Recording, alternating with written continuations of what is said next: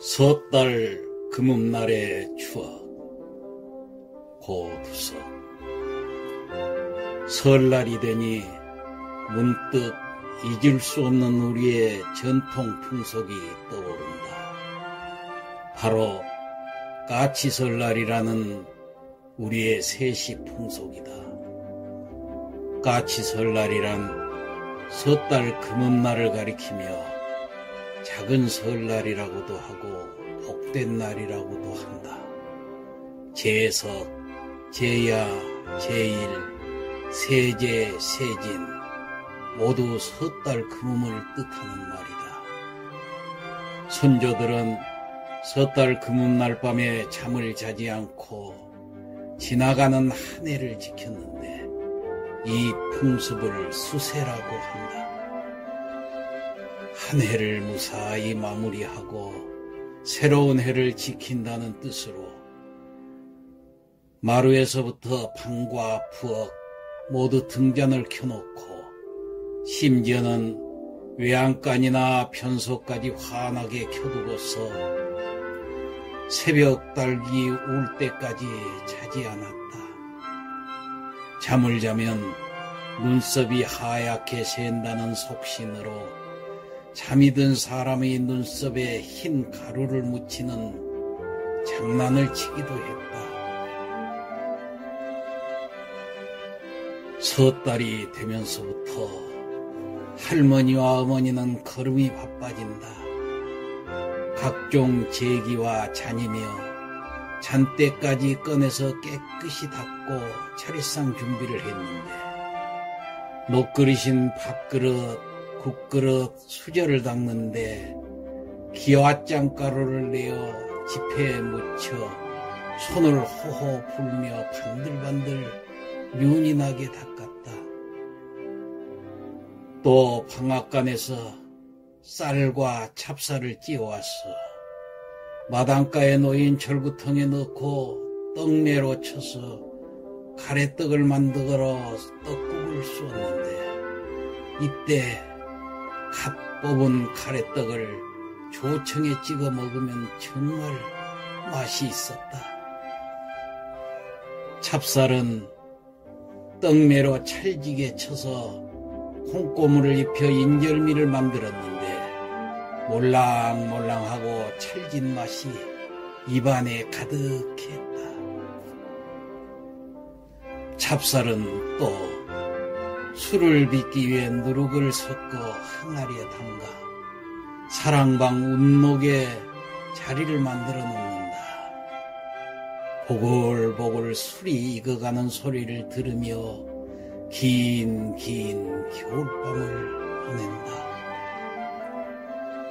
청주를 먼저 뜨고 나머지는 막걸리로 만들어서 차례상에 올리고 자손들이 음복을 할 때는 찹쌀로 담은 맑은 청주와 막걸리는 세상의 어떤 술보다 맛깔스러웠다. 할머니와 어머니는 제찬을 만드느라 누구보다도 분주했는데 평소 산에서 꺾고와 보관하던 고사리와 안방 시루에서 물을 주고 기른 콩나물 그리고 뒤안 땅속 굴에 묻어둔 무도 꺼내와서 명절 쇠일 반찬을 장만했었다. 그뿐 아니라 다식도 만들고 엿도 만들고 또 금음날은 솥뚜껑을 엎어 불을 떼고 갖가지 전을 부쳤다. 대추, 밤, 배, 꽃감은 집 주변에서 딴 것으로 작은지 큰지 간에 서로 얻어오고 나누기도 하면서 준비를 해두었다가 차례상에 올렸다. 이렇게 큰 명절이 되면 마을에서는 공동으로 소와 돼지를 잡아서 추렴하듯이 마을 사람들끼리 실비로 나누는데 아버지가 생고기 몇 근을 들고 오실 때쯤 나는 설 떡국에 쓸 닭 한 마리 잡는 일을 도맡았는데 마당에 돌아다니는 닭 중에서 골랐다. 내장 중에서 똥집은 손질해서 즉석에 썰어가지고 막걸리 한 사발과 먹는 맛이란 참 지금도 잊을 수 없다. 대청소는 빼지 않고 했는데 안방, 사랑방은 물론 고방과 마당도 쓸고 닦고 나서는 집 바깥 골목도 쌀에비로 쓸어낸다.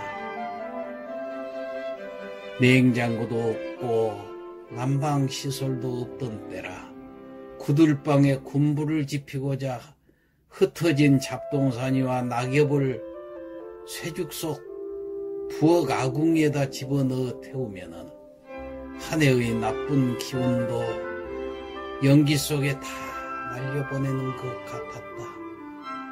쇠죽 솥에다가 끓인 물은 그 목간물로 쓰기 위해 바켓스와 대야에 가득 받아서 부엌에 집을 깔고 앉아서 목욕을 한다.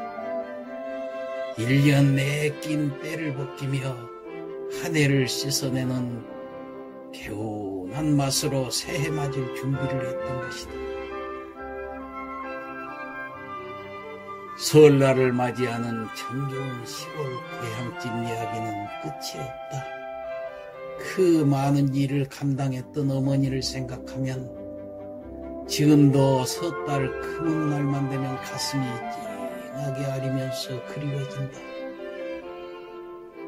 세뱃돈도 못 받던 가난한 시절이었지만 형 동생들과 함께 몰려다니며 어른들께 세배하는 일은 참 즐거웠다. 설날 새벽 아직 날이 새기도 전부터 동생들을 깨워서 함께 색동옷을 입고 할머니와 부모님께 먼저 세배를 드린다. 그리고 나서 큰 집, 작은 집 등 가까운 친척집부터 다니면서 일가 어른들께 세배를 마치고 오면 아버지는 대청마루에 유패를 모시고 차례상을 보고 계셨다. 차례가 끝나자마자 차려준 맛있는 떡국 한 그릇씩을 뚝딱 먹어치우고 나서 이제 나이 1살 더 먹었다. 우젓해했다. 해가 떠오르면 또 마을을 돌며 마을 어른들께 일일이 세배를 하러 다녔다. 세배 드리는 집집마다 떡과 과일을 내놓는다. 이렇듯 배고픈 시절에도 설날만큼은 풍족하고 배불리 먹었다. 또 어른들께 덧담을 들으며 행복하게 한 해를 출발했던 것이다.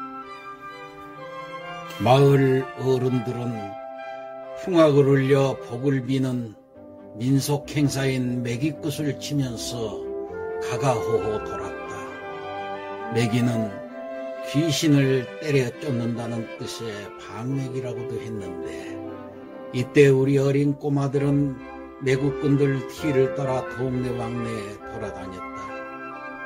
집안만 도는 것이 아니라 마을 회관이나 우물, 방산나무까지 풍물굿을 치면서 액을 쫓고 복을 비는 축제였다. 우리들은 또 마을 친구들과 방패연, 가오리연을 만들어 들판으로 나가 연날리기를 했다. 연날리기는 섣달 금음에서부터 시작해서 대보름까지 즐겼다. 보름날의 연은 애견이라고 해서 멀리 날려보내고 대보름 이후에는 연을 날리지 않았다. 연 날리기에는 속죄와 기복의 의미가 크다. 함께 나온 어른들도 지은 죄를 종이에 적어 집 인형 속에 싸서 연에 매달아 띄우기도 했다. 송사로 이어질 만큼 큰 죄는 아니고 그냥 아이들 반성문 수준이었지만 묵은 해를 털자는 의미가 강했던 것이다. 마을 회관에서는 남녀노소가 모여 멍석을 깔아놓고 유판을 벌리기도 했다. 유판 옆에는 막걸리 똥이와 표주박이 있어 누구나 마음대로 떠먹으면서 윷놀이를 즐겼다. 이때쯤 집안에서는 토정비결 보느라고 빙 둘러앉아서 한 해의 운을 점치기도 했다. 아, 섣달 금음날 먹을거리가 귀할 때였지만 이날만큼은 집집마다 철구에 떡 맺히는 소리와 생선과 고기 굽는 냄새가 쉼없이 담장을 넘나들고 머슴살이 하던 사람들은 세경을 받아 사랑하는 가족들 품으로 돌아가는 기쁨으로 모두가 즐거운 날이었다. 내 어릴 적 섣달 금날 밤은 1년 중 어느 밤보다 더 길었다. 배고프던 시절이라 허기졌던 아이들, 날이 밝으면 색동옷에 새 고무신 신고 맛난 차례상 음식들과 떡국을 먹을 수 있다는 생각만 해도 가슴이 뛰고 설렜다. 또 나이 1살 더 먹게 되면 뭔가 좋은 일들이 찾아올 것 같은 막연한 기대에 새벽 첫 닭이 울기만을 기다렸던 것이다.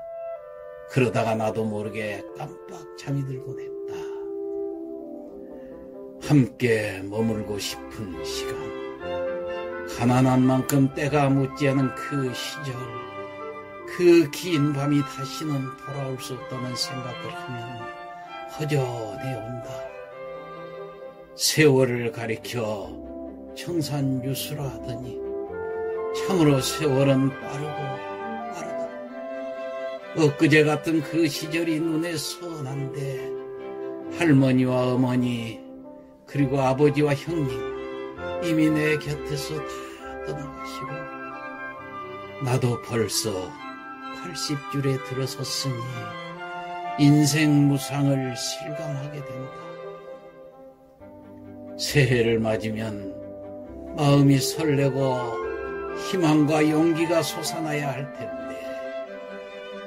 가슴 저 밑바닥에서부터 점이 오는 추억에 휩싸여 잠이 올 것 같지 않다. 애틋한 기억들만 붙들고 올해도 이 밤을 하얗게 세우는구나.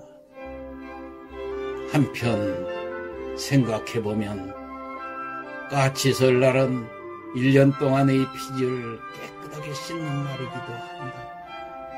실로 한 해 동안 주위에 많은 빚을 지고 살아왔다. 섣달 금음은 1년 동안 나와 함께한 이웃과 나를 행복하게 해준 사람에게 감사의 인사를 하는 날이기도 하다. 한 해를 깨끗하게 마무리하는 큰 의미를 지닌 까치설날이 아닌가. 그래, 밤을 새워가며 간절히 고민해보고 실컷 후회도 해보자. 그리고 날이 새면 다 잊고 새로운 희망과 기쁨을 향해 다시 일어서보자. 새해에는 또 새로운 희망이 다가올 테니까. 안녕, 섣달 금음이여. 섣달 금음이 가기 전에 허영자. 섣달 금음이 가기 전에 내가 해야 할 일이 무엇일까?